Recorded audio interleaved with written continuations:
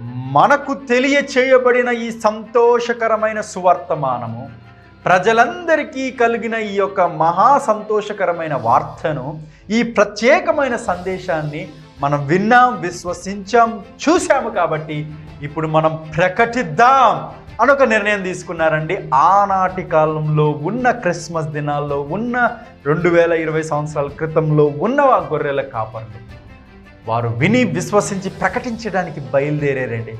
ఎంత సంతోషంగా ప్రకటించారు తెలుసా?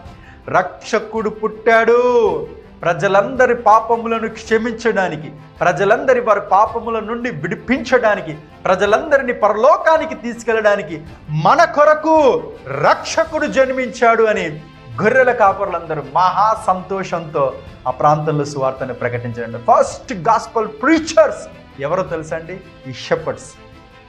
మొదటి సువార్థికులు ఎవరో తెలుసా అండి?